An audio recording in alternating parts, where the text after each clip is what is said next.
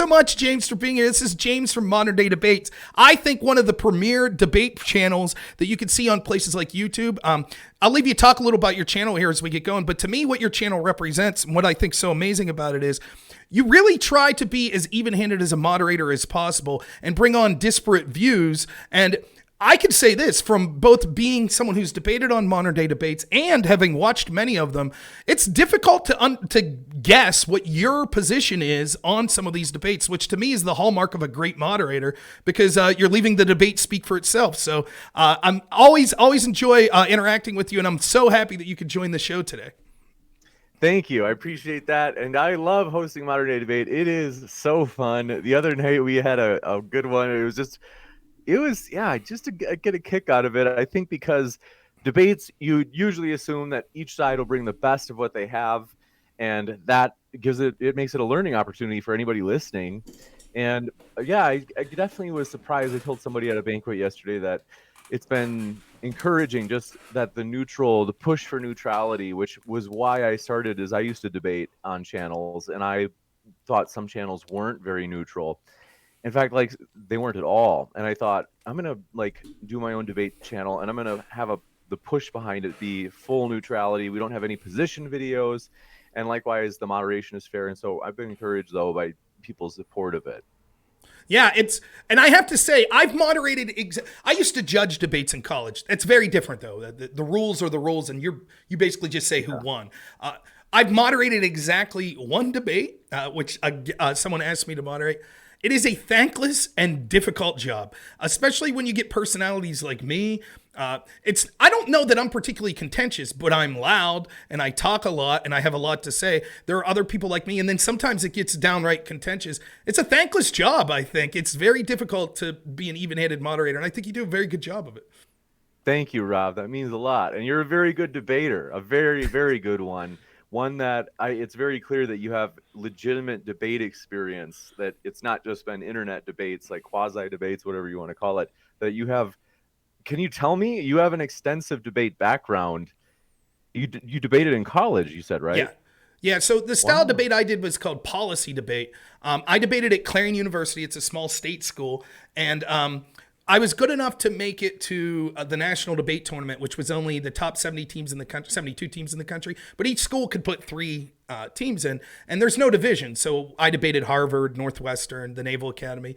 So it's very different, though. Like, let me give you a little of what everything's nuclear war. Like, this would be a policy debate. This would be something you'd hear. First observation is what you're planning to do is crash the economy. The economy crashes. You'll be able to kill people. You see people who starve to death and won't be able to feed their families anymore. This will lead to some sort of resource wars. We start to go resource wars, and all of a sudden have water wars and things like that. So the economy, like, that's how you talk and debate. So it's poisoned me. It's poisoned me because this speed that I'm talking now is probably fast for an average person, but in debate I was slow. Even talking as fast as you heard me there was slow. So there's good things about it. You critically think. It has you learn to debate in your feet, but then it's a joke. It's like a perversion of what debate. In many ways, the styles of debates you're holding are more authentic debates and more useful debates than anything that occurs in that collegiate policy debate realm. Really? I can't believe you'd say that. Why? Yeah. Why would you say that? Because I always feel like when I see a YouTube channel out there of a debate coach, or because there's one in the YouTube world, there's one, and then there's you, where I know you've got legitimate experience. I always kind of think they probably think I'm like some sort of, what's the word, hack, because I'm using the word modern day debate when really we just host discussions, but tell me why you think that they're more meaningful. I'm intrigued. Well, because debate. So why would people talk that fast, right? So you have rules, right? So it's policy debate is that style. There are other styles of debate that are different. There's parliamentary debate. There's Lincoln Douglas debate. There's more of open forum debate. But that style policy debate, think about it. So you're like, well, I get 9 minutes to speak, and then there's 3 minutes of cross-ex where the other team gets to cross-examine me, right? Then they get 9 minutes, and it goes back and forth. Each person gets to speak twice. Well, if you only have 9 minutes, so let's say normally I would talk like this. But if style doesn't matter, someone realized, well, I could get 5 more arguments in if instead of talking like this, I start to talk like this. And then the next person was like, well, what if I talk like this? I'll be able to get, and then the next, and everyone's smarter than the next person. You don't want to be the person that's like, I can't follow you. This is stupid. So everyone's like, the judges are like, very interesting. And then it wasn't enough to say, hey, your modest plan of ending corn subsidies by 10%, that could lead to a food shortage that will be malnourishment for some people in this country. What if instead you said it caused nuclear war? Well, that's a bigger impact. And then you factor in these sort of, it's dominated by extreme leftism. And so everything's about, now there are people that are like, I don't even have to follow the rules. I'm just going to come in and burn the American flag. And that's my argument. And when you say, what does that have to do about subsidies? They'll say, you're a racist. You've strapped me to the pole and you're whipping me. And so it's farcical. It's all of the worst, like hyperbolic, sort of like from the conservative side, it's hyperbolic into any little like, oh, give some more money for Social Security. That causes nuclear war. And from the left perspective, it's like, if you don't want to give back the land to the Indians and say that there's 5,000 genders, then you're a bigot. And that's what debates become. It's policy debate. I honestly think, like, you could look up videos. I'll tell you a quick story, for example. There was this guy, I won't mention his name, but the program was Fort Hayes. Fort Hayes is known as this sort of left-wing program that came in and was like, we're just going to abandon the rules. We're going to say, give back the land, all the most progressive things you can imagine, except this is occurring in like the late 90s. Right? And so they're winning rounds because most of the judges are left wing. The guy that ran that program years later, he's debating a radical black his team's debating a radical black activist team. Now, in this particular tournament, the last round, the finals of the second biggest tournament in the country, there's 5 judges, but each team gets to eliminate one of those judges. The one judge was from Pitt, and her voting strategy was basically, I will never vote against black people. So these white kids from Fort Hayes are like, well, we're going to take her out because we're debating radical black activists. The entire round became, you're racist for striking the only black woman, right? So this guy who started this program after the round and after his team loses comes in and he starts making all the conservative arguments. But it's not fair. My team worked really hard. Rules matter. Right, that's what we've been saying for years. And the woman who was struck as the judge comes in the room, starts arguing with him. And the end of the story is the coach from Fort Hayes drops his pants and moons the audience, which was filmed and made it to CNN. As a result, programs all across the country were eliminated, including Fort Hayes. The coaches that were involved were suspended for great periods of time. And the debate community afterwards, instead of changing, was like, well, just don't record things anymore. That's literally what happened. It was like, don't let the outside world see how insane things have gotten here. But that's a real story. That was on CNN in like 2008, 2009. It made it that one of the most prestigious debate schools coach mooned an audience of people because he wasn't happy. So if you think that the debates you're having are crazy, that happened. And those are people making 6 figures. Those are $1 million programs that were engaged in that stuff. It's incredible, but it's true. That's crazy. Wow. Yeah. I didn't know. Okay. That's good to know. Okay. So don't feel bad. What I expected. Yeah. Now I will say as a brief caveat, there are people engaged in like parley debate and other forms of collegiate debate. They make fun of that style of debate too. But in general, if you ever get someone on like with their nose in the air about the style of debates you're having, at least what you're doing, the average member from the public could watch what you're doing and formulate an opinion. People coming in and listening to me talk about an auctioneer and nuclear war, they're going to be like, this is the dumbest thing I've ever. What good is a debate if the general person can't understand what's being said? So that's why I actually like this style more. Now, the hyper focused competitive, I'm competitive, so I liked winning and losing. Well, winning, not losing. And it helped me with like critical thinking skills and things and research skills. But as far as just a utility, nah. It's thumbs down for me on the policy debate community, so. That's super interesting. Wow. It's good to know. I'm glad you told me that. I had no I'll come on your show someday. We could talk about it. I'll see if I can get my old debate partner. We'll come on and we'll do a debate for you like for 20 minutes, talking like auctioneers. Funny. That's juicy. Huh. So the topics that I wasn't sure if I was supposed to pick topics that you and I would agree or disagree or maybe a mix. Yeah. Because some of the topics that I want to talk about one. Let me get your thoughts on this, Rob. Can I do that? Can I start with this? Okay, so I actually met with a woman last night. We got drinks and I shared this with her, and it's something that I found. I've been like, you can tell me how to improve this argument as well, because I think there's some truth to it, and I'm trying to figure out how do I improve this, because I can bring it up on a date. I can't take a hard and fast, like, here's where I stand, but I share these. So there's this alleged double standard in dating. So this is kind of under the umbrella of, I know we talked about originally, we talked maybe about like OnlyFans, and whether or not OnlyFans consumers are harming themselves. We talk, that's fun too. But also the red pill in terms of, let's just talk really quick about this.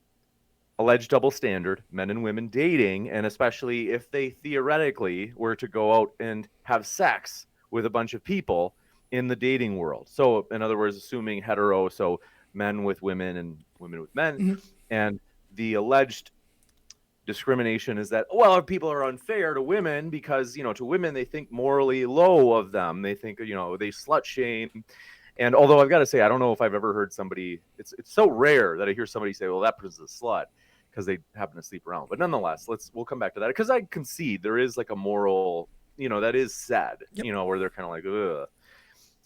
Simultaneously, they'll say, but men, it's not the case. They'll say men get praised. It's like, oh my goodness, he's, if it's assuming he's successful, of course, they'll say, wow, like, way to go. And wow, what a champ, things like that. Now, one theory, like I said, is that, well, it's just purely hatred of the female sex. And it's just, but men, though, they like say, attaboy. And one other theory, though, is it's not discrimination based on the sex of the person that's, you could say, going on these conquests. It's discrimination based on the targets of their conquest. And what I mean by that is, and I always start with this, too. I have to start with this. Otherwise, they won't understand. If you did, let's say, an experiment, and usually I say this while I'm in a bar, so I say, if you had, let's say, a good-looking guy and a good-looking gal, and they were equally attractive, and they walked into the bar at the same time, and they split, and the guy went up to all the girls in the bar, and the girl went up to all the guys, and they each said, hey, I noticed you're good-looking, and I just wanted to, see maybe if you'd want to sleep with me later tonight.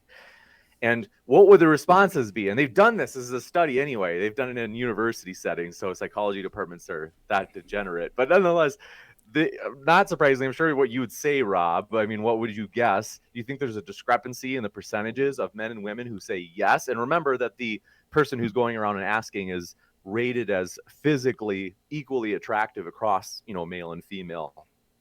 The common sense logic would be that more men would say yes, right, than women. Of course, and it's right. true. And the empirical studies show this. Yeah. It's wildly different. So, like, originally, in the original experiment, too, it's interesting. They have the Confederate or the actor where they would go around and say, it might be in the first round, they go and say, hey, I just noticed you on campus. You're good looking and want to see if you'd like to go on a date with me.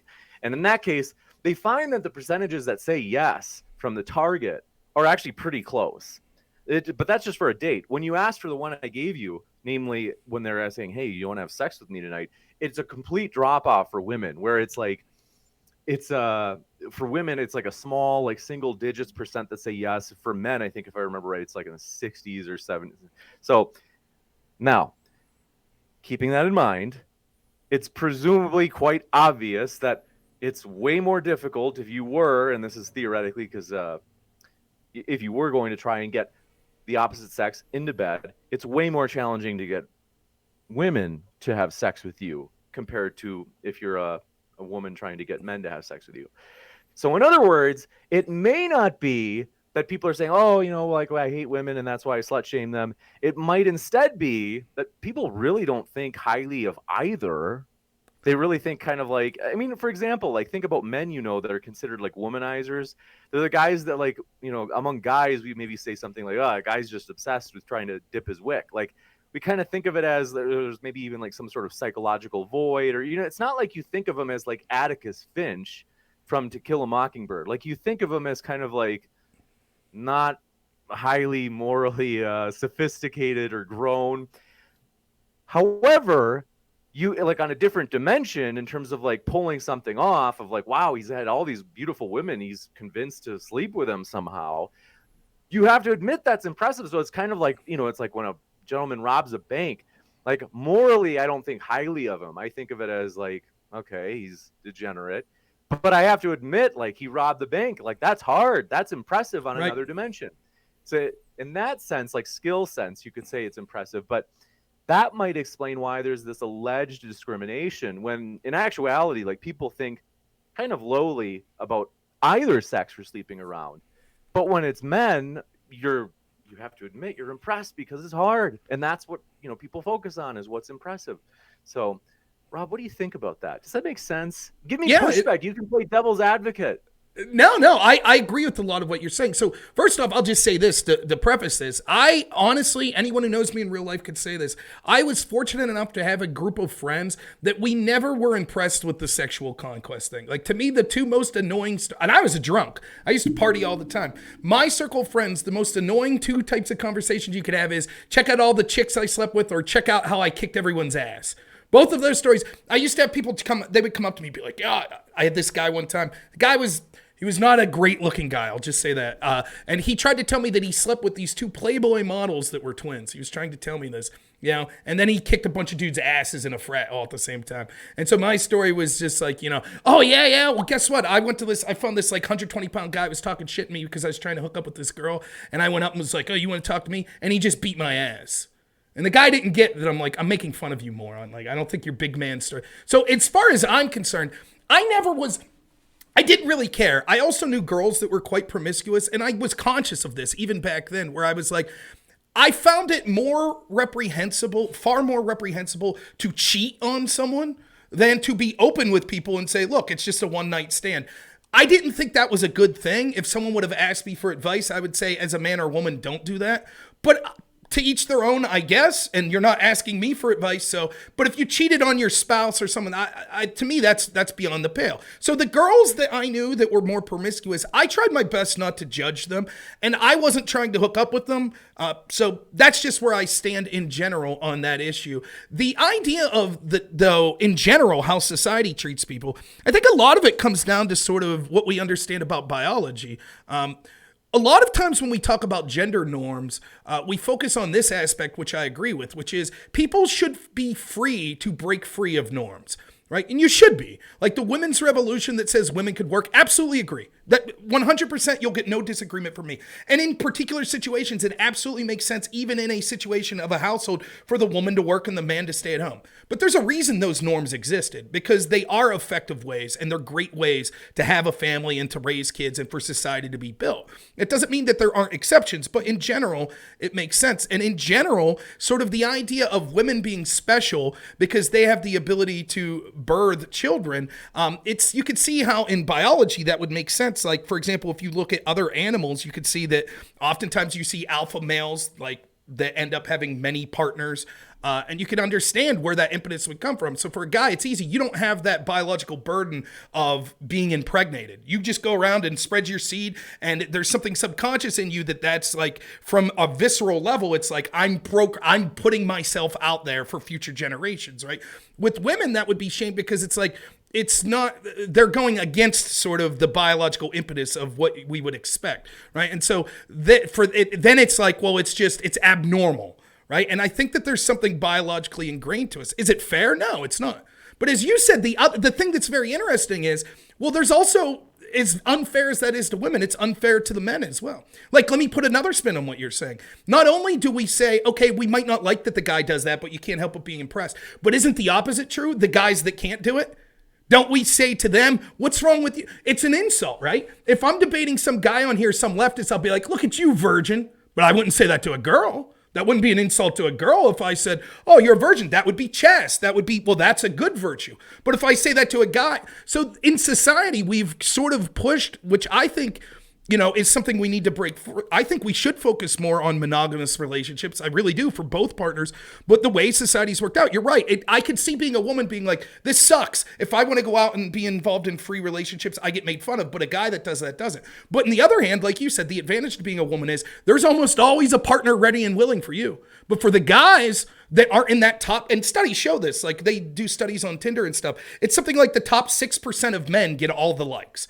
So if you're in the bottom 50%, you're in a world where it's like, just go out and spread your seed and free sex, you're out of luck. And then we see that no one really takes their issues seriously. It's just like, wow, screw you, virgin, screw you, incel, and a lot of problems. So yeah, I think you're absolutely right to like say, this is a problem that affects both sides. My solution is, let's encourage monogamous relationships. I think that's important, but I'm not going to force that on anyone. And with the hookup culture, I think we should do better to try to apply even standards. Yeah, these are really interesting points. So first, just to be sure that we're on the same page, because when I say impressed, I don't mean in any way in a moral sense, because Right. I don't know if people know that I'm a much more, in terms of dating, I'm a more conservative, not the type that's trying to run around and bed a bunch of girls. So we're on the same page there in the sense that it's like, Yeah. like I think when I originally mentioned, like kind of where you think that if someone's trying to do that, it's morally low. It's kind of, Agreed. but it's, some of the points you brought up that are super interesting for me, and then I'm like, oh, that's really good. Is that so? Well, here, let me dovetail with this. Is you said if we call someone a virgin, if they're a female, it's not an insult. I think you're right. If we call it up to a male, it's an insult. I think that's true. And it kind of makes me think of like one thing that I'm going to come right back to this because I want to talk about that. It makes me think of how like there is a term such that we may say like, oh, a person's a real ladies' man. But there's no like, oh, she's a real gentleman's woman. Like, there's no such phrase as, oh, she's good with men. But there is a phrase of like, oh yeah, he's good with women. Like, and it's another way of kind of showing, just using this kind of like, it's almost like an intuition pump using language.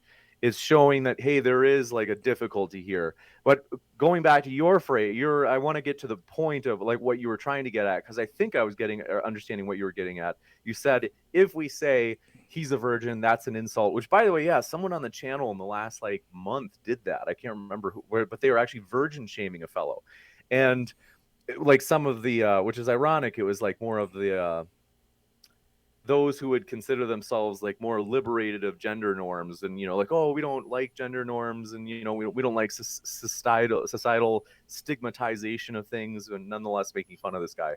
But with that, I'm trying to understand. I think what you're saying is it's not just that men are prey, like they're kind of like impressive if they do sleep with a lot of women. It's also that they're kind of, it's moral, and maybe not morally, but as a gender role thing in our society, it's expected that they have slept with some women, and it's not expected for women.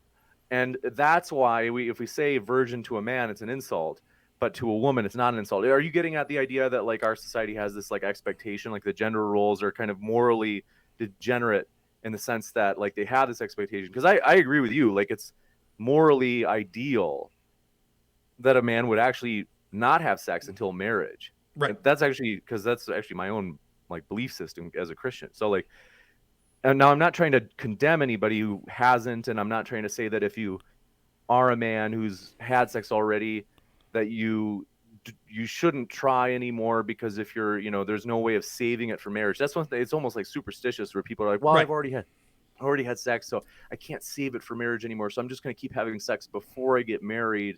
It's like, that's not how this, like, but anyway. That's like me on a diet. I have a bad day, so I'll just eat all the donuts. I had one, I might as well eat them all. Right, I get what you're saying. Sure, yeah.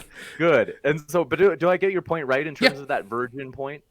Yeah, absolutely. Right? It's very much right. Like, morality is a weird thing, right? Like, because there's a whole discussion you could have on where does your morality come from. If you're Christian, it makes sense. I always say this. I'm not a fundamentalist Christian. I consider myself non-denominational. I believe Jesus is the Son of God, and he is what we should all aspire to be. But I'm not well read on the Bible or anything like that, and very rarely will you hear me talk about those sorts of things when I'm talking about my ideology. I do have a code of morality, largely inspired by Christianity, but there are some people that are more fundamentally Christian that would flat out say a lot of my beliefs, like being pro-gay marriage, is outside the scope of Christianity. That could be true, right? I think that you could get to what I would consider an acceptable code of morality through a litany of lenses. You could get through it through Islam. You could get through it through atheism, right? It might be be harder. I might have my beliefs on what's harder, but I think you could be a good person, what I would consider an overall moral person, and be an atheist or be a Muslim or be a Jew or be a pagan, whatever, right? Like I'm not here to make those proclamations and judge people. I judge people by their actions. And if those actions are brought forth through a code that's different than mine, and I still find those actions to be moral, so be it. So morality is weird. Like when we talk about the morality of premarital sex and things like that, I guess like what I'm trying to say is there is this fundamental disconnect that I think you touched on when you were originally saying, like, there's part of you with the guy that's like, oh, that's gross. Like, that's not a great thing. You're a womanizer. Like you picked up some lady at the bar and we're like, yeah. You know, probably she assumed it would be more than a one night fling, but you didn't care. You hooked up with her. And then the next night you're at the bar with some other chick. And there's part of us that's like, that's gross. I think most people have that, whatever their morality is. But there's a bigger part of us that's like, it's impressive. Like it is. Like and you're absolutely right about that. And it does, because it is difficult. It's difficult to be the type of person that's able to be that attractive to the opposite sex that you're bringing that in. And that is different than women. No one thinks very few people think it's impressive. Like, look at that chick. She hooked up with 5 different dudes last week.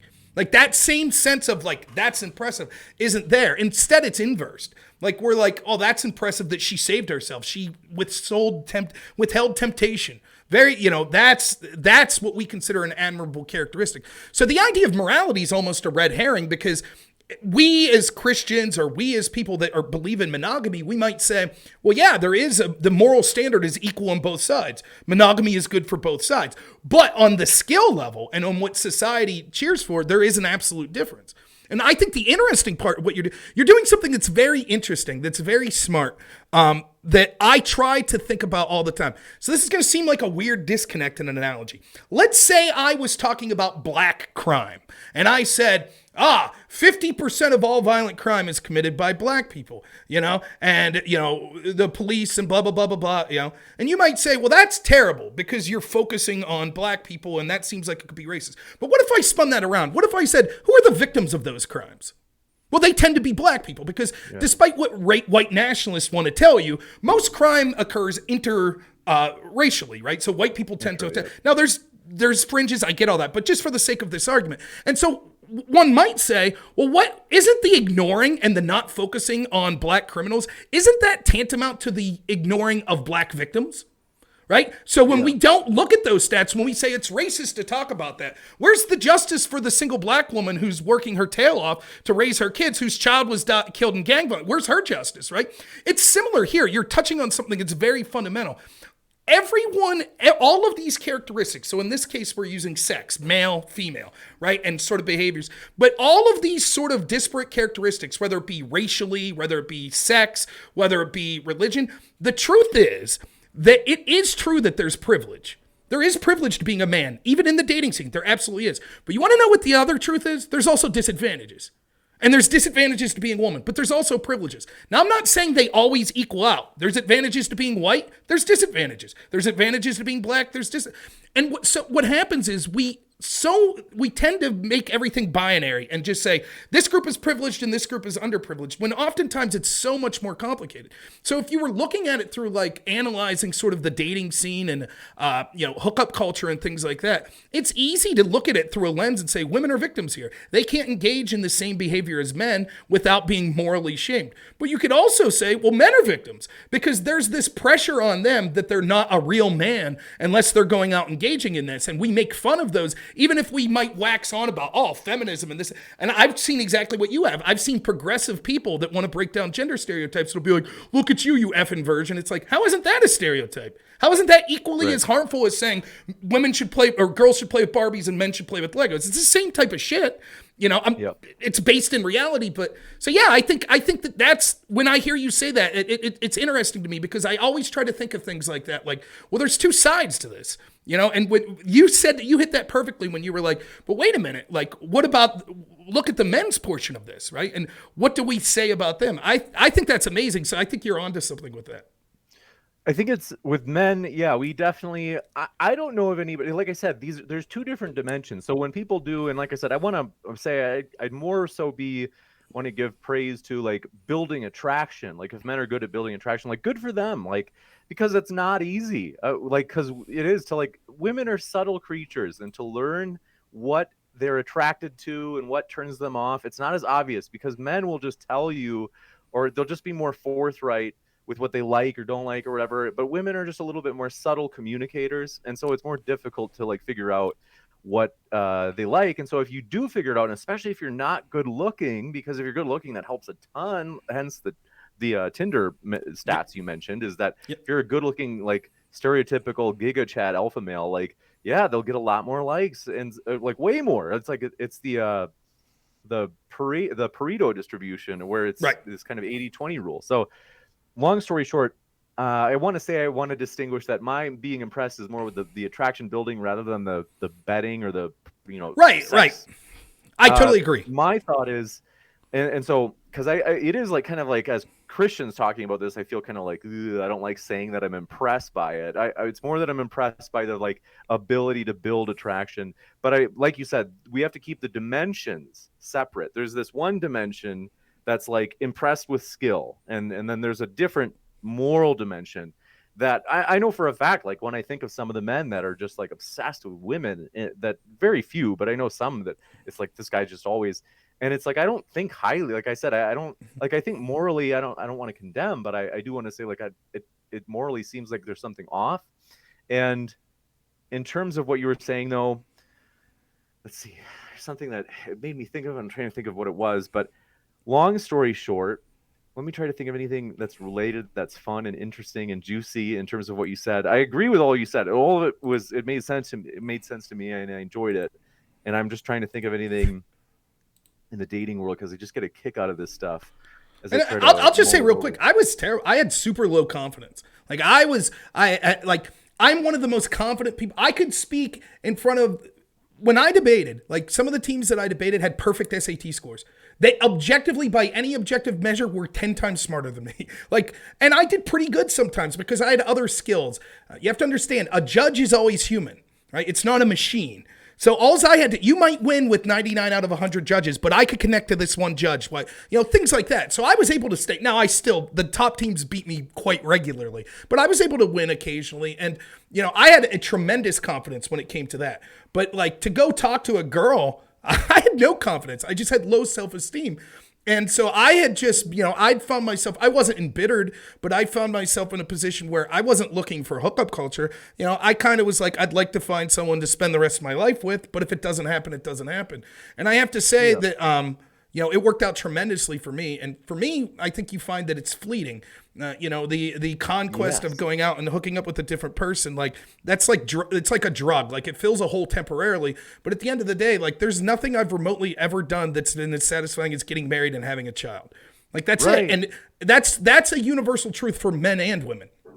I don't want to say universal. Obviously, there are examples where it doesn't work out. People aren't happy being a parent. But in general, that's true for men and women. And so that's why I agree with you, where it's like, I'm not sitting there like, yeah, that dude's cool. I might say, I appreciate that guy puts forth an image that many women find attractive. That's not easy to do. And in fact, I tend to be impressed by things that I'm bad at. Right. So if I'm talking to you and you're the best debater in the country, I'd be like, yeah, James is pretty cool. He's a good debater. He's better than me. But I'm more impressed with a guy who could do a simple painting because I can't paint. So when I look at that, I'm like, wow, how did you do that? And they might say, I'm not even that good of a painter. But to me, so when I see the guy, the pickup artist, I'm like, that is impressive. I can't do that. Right. But I'm not morally impressed. I'm just like skill set. I'm impressed. But yeah, I think that morally, like to me, I don't give advice. I don't try to judge people. Again, I'm friends with some of the very guys you're talking about they might hooking up with different chicks every other night. They're very good at it. I'm not going to sit there. They know my opinion on it. I'm not going to like when they come over for dinner with me and my wife be like, I'm ashamed of you. You're going to burn in hell. That's not my place. I'll still be your friend. I'm not going to talk to you. Just like if you come over and you're smoking, I'm not going to be like, James, let me tell you about the dangers of cigarettes. Like, you don't know, I'm not going to say anything to these people that they don't know. But that's my belief set. I think that it's better. It's not just morally better, it's better for your life to try to Right. find a monogamous relationship. And if you've hooked up with people, if you've given in to temptation or something as a high school student yet, I'm not judging you, right? That it is what it is. And I agree with you. You don't say, well, then it's over with. No, I'm not like saying that, oh, once you lost your virginity, that's the end of it. I'm not saying that. I'm just saying, trust me, you'll be 99% chance you'll be more happy in a monogamous, meaningful relationship, you know? From a psychological, that's what I was going to actually, that may reminded me of one of the things I wanted to touch on from your last thing is it does, from an empirical perspective, make sense that you would be more happy with longer lasting relationships that you're working on developing relative to the one night stands where you have like this short bit of really not even real intimacy. It's like this short little dividend, and then it's done. And compared to longer lasting relationships where you could be spending those nights with friends or a romantic, like an actual partner, marriage partner, and likewise you could have kids, you could have these people in your lives that you're building these like long-term, much deeper connections with, that the empirical research in psychology would suggest that your time would be better spent on those types of relationships, and that social support from those relationships would undoubtedly make you happier. So, and also not only, it's interesting too, that social, like the social connectedness and the community, which we have so little of decade over decade, it seems like it's getting worse. Because I can't remember when Robert Putnam came out with his book Bowling Alone. I think it was like early 2000s. I can't remember. It might be older than that. But he had talked about just the decay of social communities in America. One of them being people are far less invested or involved in church. So like Bible study groups, these places where they can have these connections. And it's not just those though. It's like virtually every type of social kind of connection Right. is, not every, but close, so like a lot, has diminished such that people don't have that feeling of community anymore. Which is ironic, given that the internet would make it possible that we could find people like ourselves in our local areas where we could develop those relationships. But anyway, long story short, yeah, I think you're right in terms of being more happy. That is the case, and there's a good empirical reason for thinking so. And then one of the last things I want to talk about, because it's what got me into debating in the first place. When I did used to do debates, there were more religion debates. So in terms of the critiques of, now I'm not saying, I wouldn't want to paint with broad brushstrokes, because I want to be fair. It's not fair to say that skeptics of religion all use these types of reasoning that I'm going to talk about. That wouldn't be fair, because a lot of them are way more sophisticated than this. But I do want to point out that some will use this, which is ironic. Is as sometimes like these, I'm surprised at some of like the overly simplistic attacks on, well, how can you know anything in the Bible? How can you interpret it correctly? And how do you know all of it's not figurative? Or, how do you know what to take literal or not? And some people make it as if it's, well, the same way that in other words, that they ignore the fact that the same way that in normal everyday life, you use contextual cues in the writing or the context of the writing to determine whether or not it seems to be meant to be taken literal versus figurative. That would be an obvious way in which you discern whether or not some verses are Right. literal versus figurative. So, for example, like in John, I think it's John 10, when Jesus says, like, I am the door, he's not saying that he's like got hinges and a Right. handle. He's talking about as like a connection to God, the Father. So that's one case where it's like, well, you come on, like, are you really that dense? But the other thing is, and sometimes people will say, like, oh, you really can't know. It's all just interpretation and it's subjective. You can't, like, ironically though, they'll sometimes say, here's why I think the Bible is wrong, and they'll take verses and they'll say this is immoral because God ordered this, or this happened here, or so and so did this.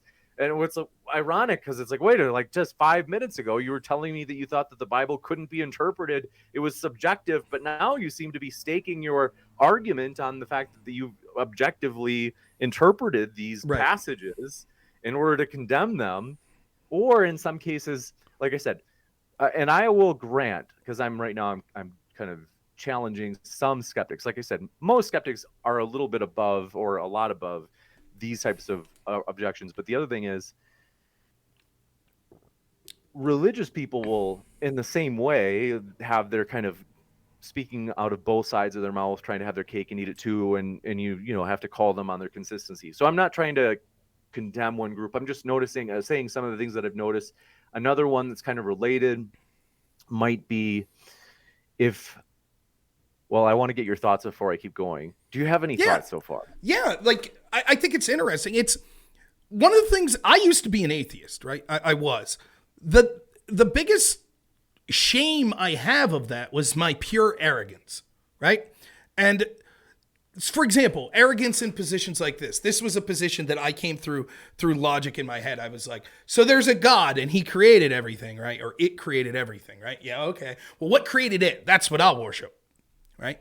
And that's a big brain thought for 16-year-old Rob. Well, I guess 17. 16, I was still a Christian, right? Now, I had a bad experience with the church, which led me down this path. Not like some Catholic church, sex scandal, but people I didn't trust that were just bad Christians. They were vindictive, bad people. So, like, you have those sort of thoughts, and what you realize is the arrogance of that sort of position. Because what it implies is that your brain's capable of understanding things, and things outside the scope of that, well, they can't be real because my brain's capable of understanding everything. And so if there's some paradoxical position, like in order for a creator to exist, a creator had to create that creator, well, that can't be because my mind can't comprehend that. And what you realize is that that just exemplifies how much of an arrogant jerk I was.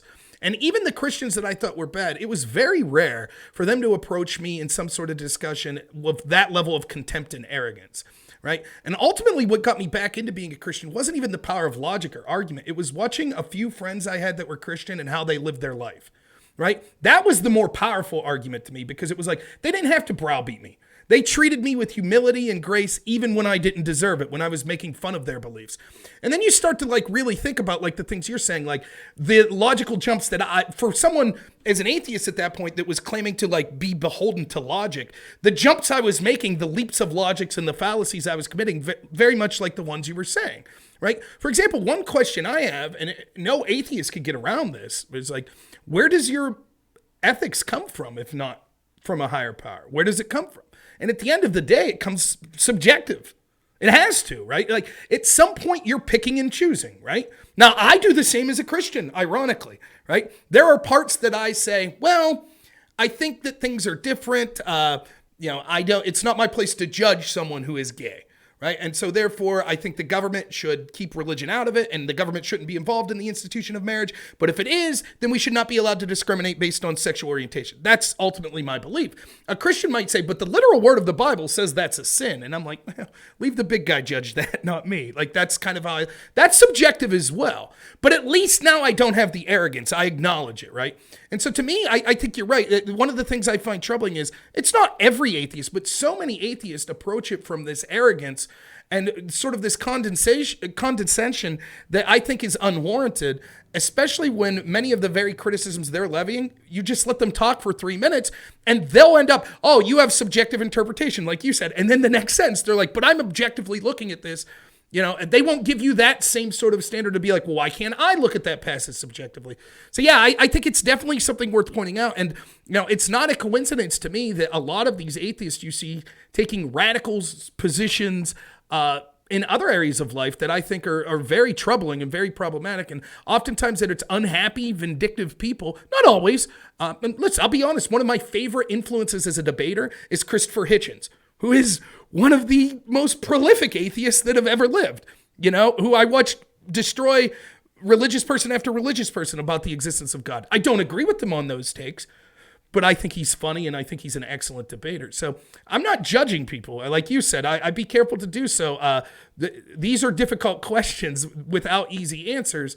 And I understand how people could come to differing opinions, but I think you're right that many of the traditional atheist criticisms of Christianity are mired in sort of double standards themselves, where they'll pick and choose just like they accuse Christians of doing. Here's one like it. And I can do it in 60 seconds because I know we got to wrap up in a few minutes. So if you want to stick around longer, you can. My next guest dropped out, but it's totally up to you. Okay. I can stay maybe a little bit past our agreed time. Yeah, no problem. But I have to say this because it's fun and it's interesting. And it's like you said, a new way of looking at it, almost the same way that we talked about the one earlier in terms of like, why is there this alleged double standard in terms of men and women? Because it came up on the channel and I explained that. And a guest, I was like encouraged that they had such an open mind. They're like, oh, I never thought of it like that in terms of why there is this, alleged praise of men, at least on this dimension of skill. But long story short, thinking about this claim, where sometimes atheists will say, oh, Christians think that they're the only ones that are right, and that every other religion is conveniently wrong, and that the atheists are wrong. But if you think about it, the atheist is no less, if we're using the standard, more scholarly definition of atheist, where you say that there is no God, because I know that internet atheists will say, no, it's just a lack of belief. But I can tell you that in the scholarly world, because I've gotten a master's and a bachelor's in philosophy, and I've talked to plenty of atheist professors, and I've read plenty of scholarly peer-reviewed papers in philosophy, most scholars would say atheist. And so if we're using the scholarly definition, they'd say it's actually a person who has a dog in the fight. They say that there is no God. And they'd say an agnostic is a person who just lacks belief. Right. And they're just like, I'm on the fence. So using the traditional definition, some people get hung up on it. And they're like, well, no, I insist that there's like strong atheists and weak atheists, which again, like extremely rare to see that in scholarly circles. This seems to be, which by the way, it's interesting too. The atheist community, not all, I want to be fair, not all internet atheists, but a lot of them have this like divide. There's this huge chasm between them and scholarship. And by scholarship, I mean atheist scholars. Mm-hmm. So not just the Christian ones, which you'd expect they disagree with. A lot of them are very much, well, atheist scholars are wrong about the definition. We're right on the internet. Right. Our bloggers are right. They know better. Okay, but so let's say we use it. We'll humor the scholars, though, and we'll use the definition atheist. The atheist is no less exclusive than the Christian in terms of saying everybody's wrong. Because remember, it's like, well, the Christian says that the Muslims and the Hindus, etc., Buddhists, etc., are all wrong, true, but the atheist does too. And the atheist also says that Christians are wrong. In fact, if you look on it, you could say like the frequency of people involved in all these different worldviews, the atheist is actually the smallest group compared to Christians or Muslims or Hindus. And so if you think about it, in terms of the number of people that they're saying are wrong, the atheists who say like there is no God and says the Christians are wrong, the Muslims are wrong, well, there are way more Christians and Muslims in the world each compared to atheism, or likewise Hindus, so that the Christian has about maybe like 2/3 of the world that would say that they're Christian. And maybe whether or not their theology is the same, I'd say that's true. There's going to be some disagreement, although they'd probably at least agree that there's a God, that hopefully they'd agree that Jesus is his son in the sense of the same nature of. If you looked at all the Christians in the world, I would only be saying that about 2/3 of the people out there are wrong because they're not Christian. But the atheist, being only about 5, and even a more liberal estimate of 10% of the world, would be saying that 90% of the world is wrong. That the Hindus and the Muslims, so they'd be saying more people are wrong. So they're more exclusivists using that kind of metric of the number of people you're saying that are wrong. So it's ironic given that the atheists will sometimes criticize for that. Well, another thing, I'll just say this real quick because I know you want to get going. Like the nature of evangelism right now, no doubt you could look through history, the Crusades, religious wars, where people were trying to force their religion on other people. And no doubt in a less violent way that occurs today. There are busybodies that want to tell you should live your life this way. But I find that societally to be almost universally condemned, right? But you know what's not condemned? Societally, if you're an atheist and you want to wave it in people's face, we don't condemn that societally. We just accept that that's sort of the hip position. Oh, I get it. So you can come to me and be like, oh, your God's stupid, blah, blah, blah, blah, blah. But we don't really accept it societally. If I was come to you and be like, you're such an idiot, you don't believe in God. Most people go, whoa, that's over the line. Please, you have your beliefs, keep them to yourself.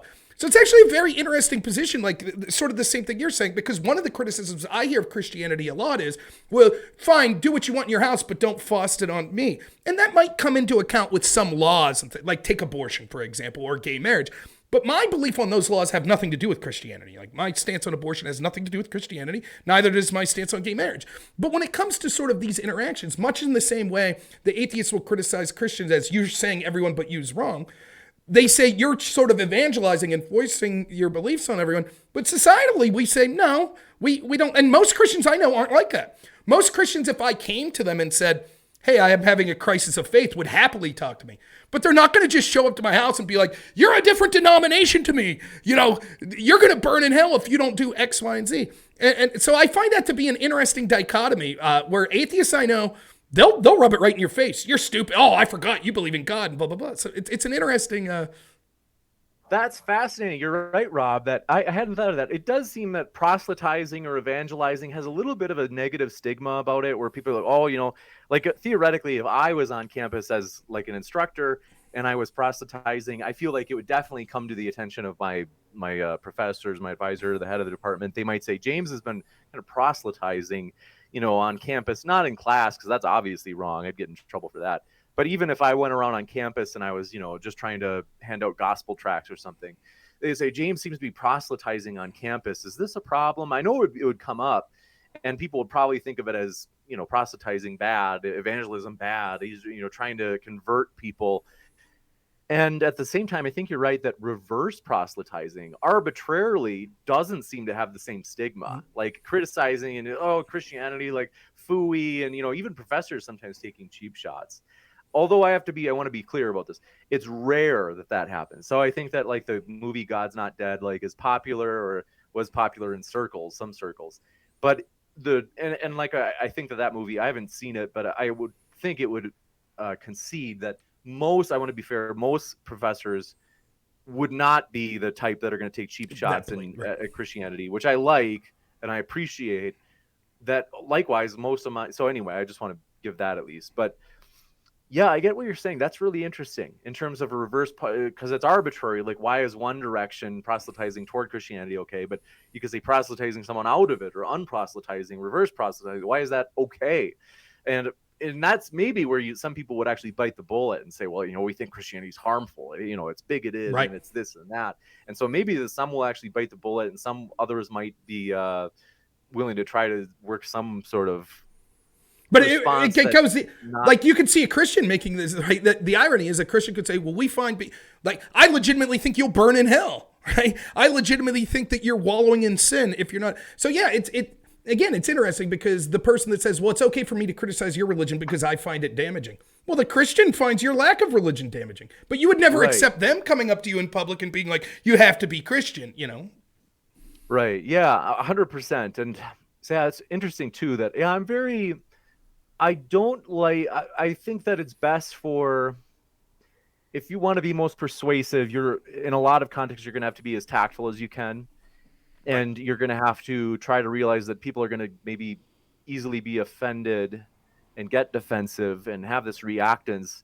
So you have to be careful. But in terms of likewise for the debaters and also for my personal life, I've tried to tell myself I don't want to be offended by people who, if Muslims call the worship of Jesus shirk, which basically meaning a sin of worshiping a man, because they would say he's not God, he's a man, and you're worshiping him is wrong.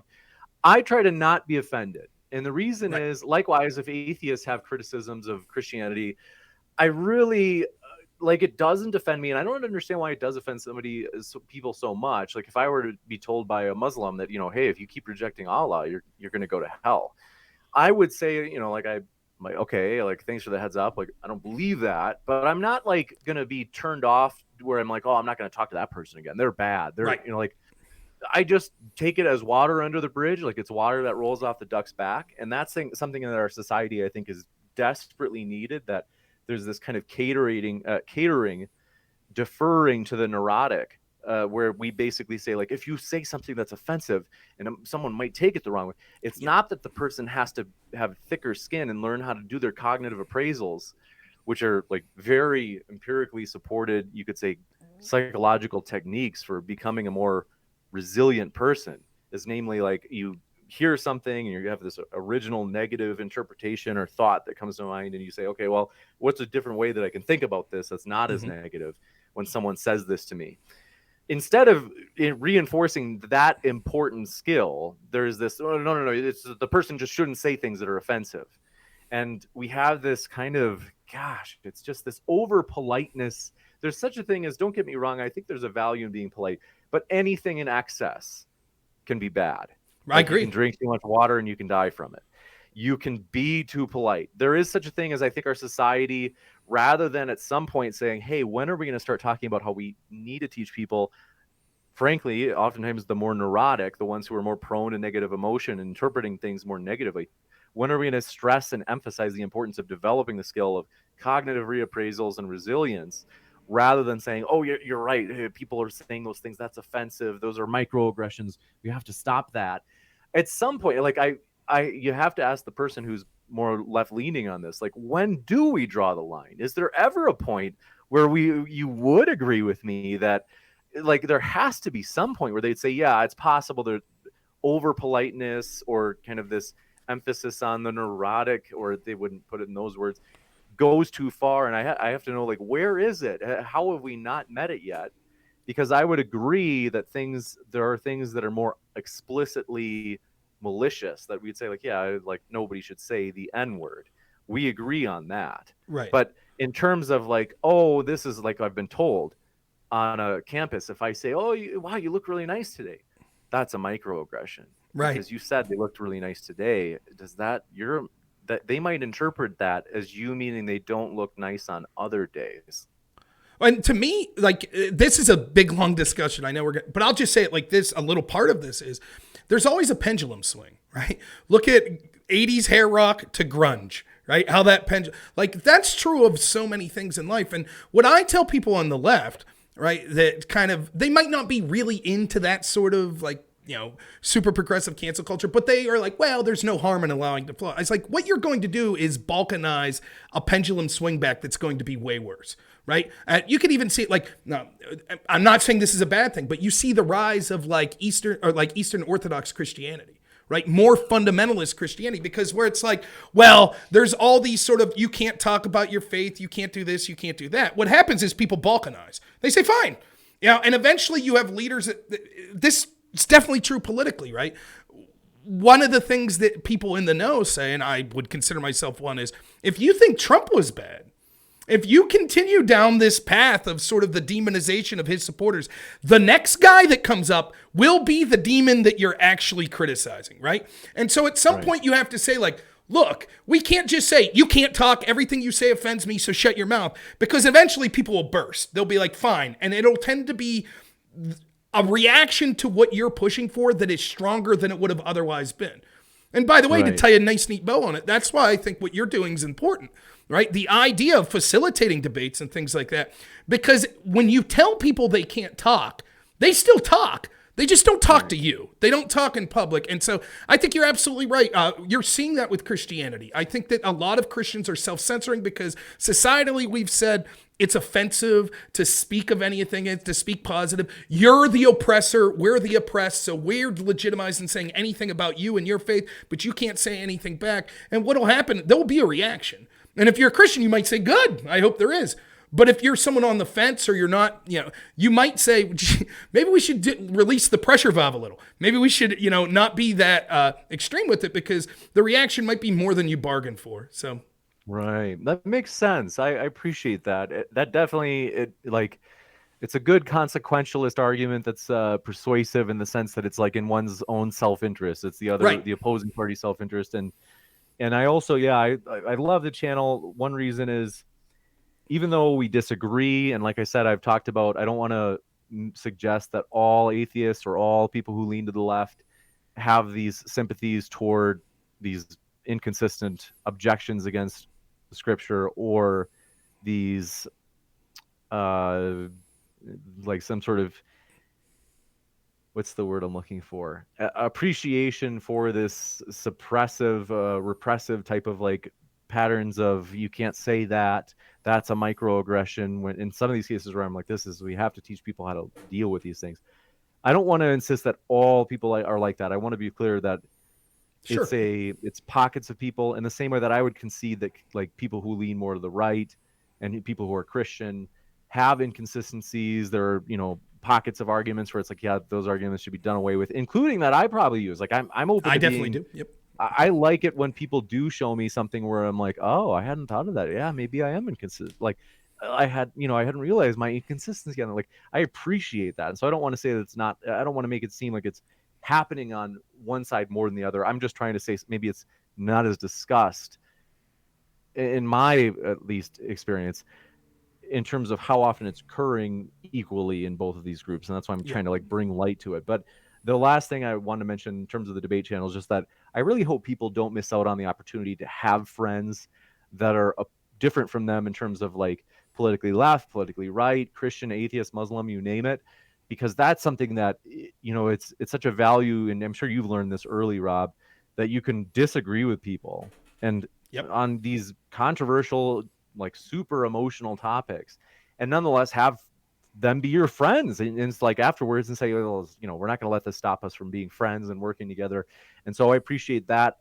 People who debate seem to get that. They've gotten Yep. past that initial, when you first start at it, you're probably more likely to say like, oh, I can't be friends with them, but you kind of figure out eventually as you do it enough, hopefully most people, I think, start to see like, oh no, we can be friends even though we disagree on these things. So I hope that modern day debate facilitates that, despite its oftentimes competitive and combative nature.